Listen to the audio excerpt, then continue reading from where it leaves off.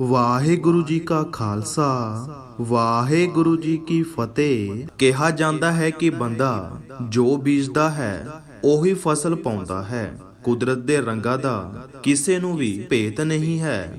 ਬੰਦਾ ਆਪਣੇ ਪਿਛਲੇ ਕਰਮਾਂ ਨਾਲ ਹੀ ਪੈਦਾ ਹੁੰਦਾ ਹੈ ਤੇ ਅੱਗੇ ਦੇ ਕਰਮ ਉਹ ਆਪ ਆਪਣੀ ਜ਼ਿੰਦਗੀ ਦੇ ਵਿੱਚ ਬਣਾਉਂਦਾ ਹੈ। ਜਿਹੋ ਜਿਹੇ ਕਰਮ ਉਹ ਕਰਦਾ ਹੈ ਜੀਵਨ ਵਿੱਚ ਉਸ ਕਰਮਾਂ ਦਾ ਹੀ ਖਾਂਦਾ ਹੈ ਤੇ ਇਹਨੇ ਕਰਮਾਂ ਤੋਂ ਬੰਦਾ ਬਚ ਨਹੀਂ ਸਕਦਾ। ਆਖਿਰ ਇਹ ਭੋਗਣੇ ਹੀ ਪੈਂਦੇ ਹਨ।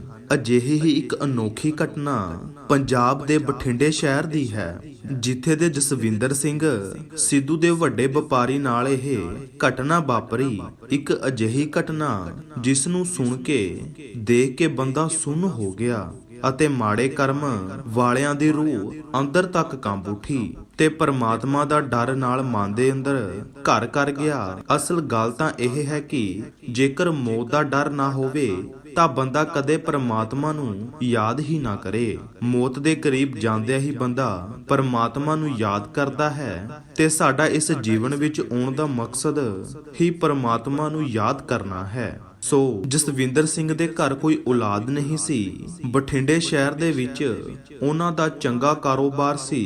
ਘਰ ਦੇ ਵਿੱਚ ਸਾਰੀਆਂ ਹੀ ਸੁੱਖ ਸਹੂਲਤਾਂ ਸਨ, ਪਰ ਕਾਫੀ ਸਮੇਂ ਤੋਂ ਉਹਨਾਂ ਦੇ ਘਰ ਵਿੱਚ ਔਲਾਦ ਨਹੀਂ ਸੀ ਤੇ ਇਲਾਜ ਕਰਵਾਇਆ ਪਰ ਉਹਨਾਂ ਦੇ ਘਰ ਕੋਈ ਵੀ ਔਲਾਦ ਨਾ ਹੋਈ ਤੇ ਉਹਨਾਂ ਦੇ ਪਰਿਵਾਰ ਦਾ ਮਿਲਾਪ ਇੱਕ ਸਾਧੂ ਪੁਰਸ਼ ਦੇ ਨਾਲ ਹੋਇਆ। ਪਰਮਾਤਮਾ ਦੀ ਉਸਤਤ ਕਰਨ ਦਾ ਮਾਰਗ ਉਸ ਸਾਧੂ ਨੇ ਸਮਝਾਇਆ ਤੇ ਹਰ ਰੋਜ਼ ਜਪਜੀ ਸਾਹਿਬ ਦਾ ਪਾਠ ਦੀ ਸੇਵਾ ਤੇ ਗੁਰੂ ਘਰ ਜਾਣ ਦੀ ਸੇਵਾ ਦਿੱਤੀ। ਪੂਰੇ 3 ਸਾਲ ਬਾਅਦ ਜਦੋਂ ਉਹਨਾਂ ਨੇ ਇਹ ਨਿਯਮ ਬਣਾ ਲਿਆ ਤਾਂ ਉਹਨਾਂ ਦੇ ਘਰ ਇੱਕ ਲੜਕੇ ਨੇ ਜਨਮ ਲਿਆ। ਪਰਿਵਾਰ ਦੇ ਵਿੱਚ ਖੁਸ਼ੀ ਸੀ। ਜਦੋਂ ਸਮੇਂ ਦੇ ਨਾਲ-ਨਾਲ ਲੜਕਾ ਵੱਡਾ ਹੋਇਆ ਤਾਂ 7 ਸਾਲ ਦੀ ਉਮਰ ਦੇ ਵਿੱਚ ਉਸ ਨੂੰ ਕਿਸੇ ਭਿਆਨਕ ਬਿਮਾਰੀ ਨੇ ਆ ਘੇਰਿਆ।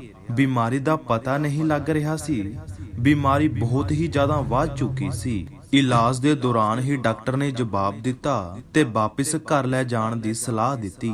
ਪਰਿਵਾਰ ਬਹੁਤ ਹੀ ਦੁਖੀ ਸੀ ਕਿਉਂਕਿ ਇੰਨੇ ਸਮੇਂ ਬਾਅਦ ਤੇ ਇੰਨੀਆਂ ਅਰਦਾਸਾਂ ਸੁਖਣਾ ਸੁਖ ਕੇ ਔਲਾਦ ਪਾਈ ਸੀ, ਪਰ ਹੁਣ ਉਹ ਵੀ ਇਸ ਬਿਮਾਰੀ ਦੇ ਨਾਲ ਖਤਮ ਹੋਣ ਜਾਣ ਵਾਲੀ ਹੈ।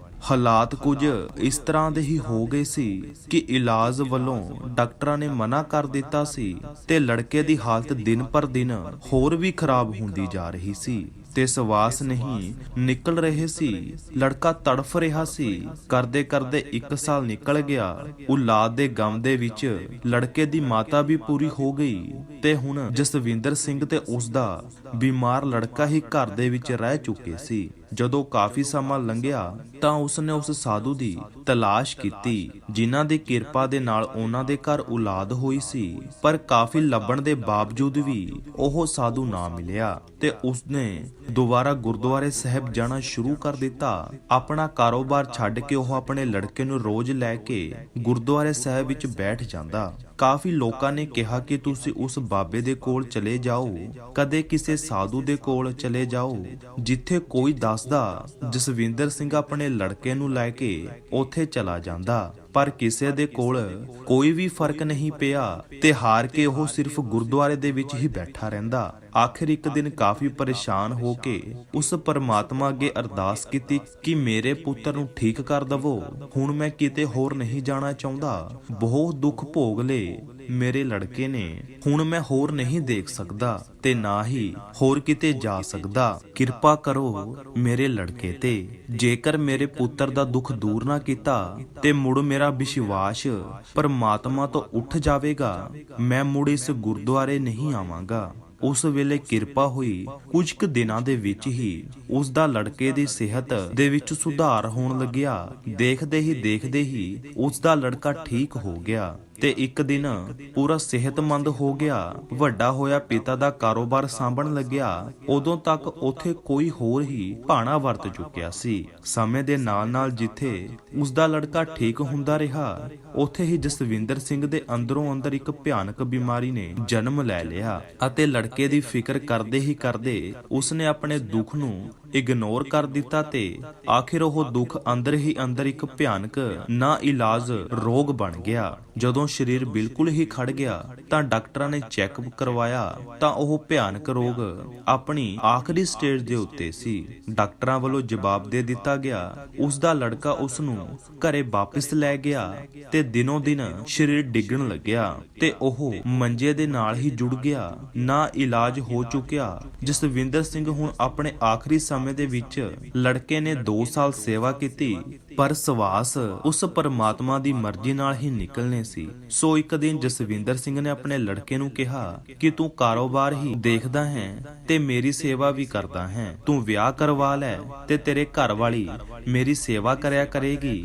ਲੜਕੇ ਨੇ ਪਿਤਾ ਦੀ ਗੱਲ ਮੰਨੀ ਤੇ ਵਿਆਹ ਕਰਵਾ ਲਿਆ। ਉਹੀ ਹੋਇਆ ਜੋ ਅੱਜ ਕੱਲ ਜ਼ਿਆਦਾਤਰ ਘਰਾਂ ਦੇ ਵਿੱਚ ਹੁੰਦਾ ਹੈ। 2 ਮਹੀਨਿਆਂ ਬਾਅਦ ਹੀ ਨੂੰਹ ਨੇ ਕਹਿ ਦਿੱਤਾ ਕਿ ਸਾਡੇ ਕੋਲ ਇੰਨੇ ਪੈਸੇ ਨਹੀਂ ਹੈ। ਜਸਵਿੰਦਰ ਸਿੰਘ ਨੂੰ ਕਿਹਾ ਕਿ ਕਿਸੇ ਵਿਰਧ ਆਸ਼ਰਮ ਵਿੱਚ ਛੱਡ ਆਓ, ਆਪਾਂ ਕਿਉਂ ਸੇਵਾ ਦੀ ਟੈਨਸ਼ਨ ਲੈਣੀ ਹੈ, ਉੱਥੇ ਪੈਸੇ ਦੇਈ ਜਾਵਾਂਗੇ, ਉਹ ਆਪਣੇ ਆਪ ਹੀ ਸੇਵਾ ਕਰਨਗੇ। ਲੜਕਾ ਵੀ ਉਸ ਦੀਆਂ ਗੱਲਾਂ ਦੇ ਵਿੱਚ ਆ ਗਿਆ ਅਤੇ ਆਪਣੇ ਪਿਤਾ ਜਸਵਿੰਦਰ ਸਿੰਘ ਨੂੰ ਇਸ ਹਾਲਤ ਦੇ ਵਿੱਚ ਘਰੋਂ ਕੱਢਣ ਲਈ ਤਿਆਰ ਹੋ ਗਿਆ। ਜਦੋਂ ਜਸਵਿੰਦਰ ਸਿੰਘ ਨੂੰ ਪਤਾ ਲੱਗਿਆ ਤਾਂ ਉਸਨੇ ਆਪਣੇ ਲੜਕੇ ਨੂੰ ਕਿਹਾ ਕਿ ਐਨੇ ਸਮੇਂ ਤੋਂ ਤੂੰ ਮੇਰੀ ਸੇਵਾ ਕਰ ਰਿਹਾ ਹੈ ਤੇ ਅੱਜ ਨੂੰਹ ਦੇ ਆਉਣ ਤੋਂ ਬਾਅਦ ਇੱਕਦਮ ਕੀ ਹੋ ਗਿਆ। ਪਰ ਦੁਖੀ ਜਸਵਿੰਦਰ ਸਿੰਘ ਨੇ ਉਸ ਦੀ ਹਾਂ ਵਿੱਚ ਹਾਂ ਮਿਲਾ ਦਿੱਤੀ।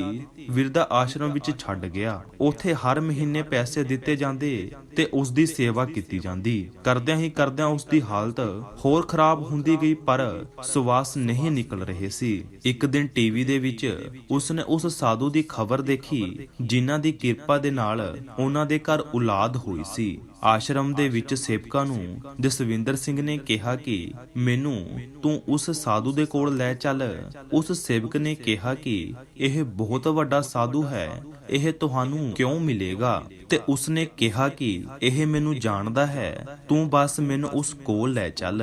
ਆਖਿਰ ਉਹ ਸਾਧੂ ਦੇ ਕੋਲ ਪਹੁੰਚਿਆ। ਉਹ ਸਾਧੂ ਸਿਆਣਾ ਸੀ ਤੇ ਨਾਮ ਬਾਣੀ ਦੇ ਨਾਲ ਜੁੜਿਆ ਹੋਇਆ ਸੀ। ਉਸਨੇ ਜਸਵਿੰਦਰ ਸਿੰਘ ਨੂੰ ਦੇਖਦੇ ਹੀ ਪਹਿਚਾਨ ਲਿਆ ਤੇ ਸਾਧੂ ਉਸ ਦੀ ਇਹ ਹਾਲਤ ਦੇਖ ਕੇ ਮੁਸਕਰਾਉਣ ਲੱਗਿਆ। ਜਸਵਿੰਦਰ ਸਿੰਘ ਨੇ ਕਿਹਾ ਕਿ ਮਹਾਤਮਾ ਜੀ, ਤੁਸੀਂ ਮੁਸਕਰਾ ਰਹੇ ਹੋ, ਮੇਰੀ ਇਸ ਹਾਲਤ ਦੇ ਕਾਰਨ ਦੱਸੋ। ਮੈਂ ਤਾਂ ਕਦੇ ਵੀ ਕੋਈ ਗਲਤ ਕੰਮ ਨਹੀਂ ਕੀਤਾ ਤੇ ਮੇਰੀ ਇਸ ਹਾਲਤ ਦੇ ਪਿੱਛੇ ਕਿਹੜਾ ਮੇਰਾ ਮਾੜੇ ਕਰਮ ਨੇ? ਤਾਂ ਸਾਧੂ ਨੇ ਕਿਹਾ ਕਿ ਜੋ ਵੀ ਹਾਲਤ ਹੁੰਦੀ ਹੈ ਉਹਨਾਂ ਦੇ ਪਿੱਛੇ ਕਾਰਨ ਹੀ ਹੁੰਦਾ ਹੈ। ਇਹ ਜ਼ਰੂਰ ਕਰਮਾਂ ਦਾ ਹੀ ਭੋਗਣਾ ਹੈ ਜਾਂ ਫਿਰ ਕਿਸੇ ਹੋਰ ਦੇ ਕਰਮ ਹਨ ਜੋ ਤੂੰ ਭੋਗ ਰਿਹਾ ਹੈ।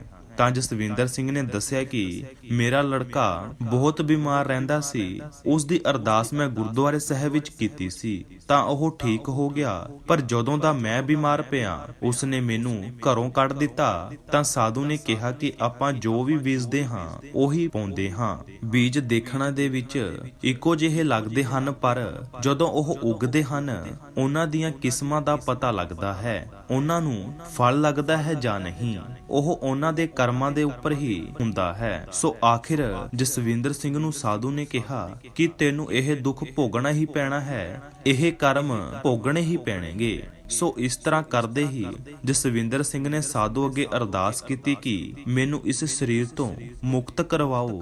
ਤਾਂ ਸਾਧੂ ਨੇ ਉਸ ਦੇ ਕੋਲ ਬੈਠ ਕੇ 3 ਦਿਨ ਲਗਾਤਾਰ ਜਪਜੀ ਸਾਹਿਬ ਦਾ ਪਾਠ ਕੀਤਾ ਤੇ 3 ਦਿਨਾਂ ਬਾਅਦ ਉਹਦੇ ਸਵਾਸ ਨਿਕਲ ਗਏ। ਇਸ ਤਰ੍ਹਾਂ ਦੇ ਵੀਡੀਓ ਦੇਖਣ ਦੇ ਲਈ ਸਾਡੇ ਚੈਨਲ ਨੂੰ ਸਬਸਕ੍ਰਾਈਬ ਕਰ ਲਵੋ ਤੇ ਵੀਡੀਓ ਨੂੰ ਵੱਧ ਤੋਂ ਵੱਧ ਸ਼ੇਅਰ ਜ਼ਰੂਰ ਕਰਿਓ। ਨਵੀਂ ਵੀਡੀਓ ਲੈ ਕੇ ਜਲਦ ਹੀ ਆਵਾਂਗੇ।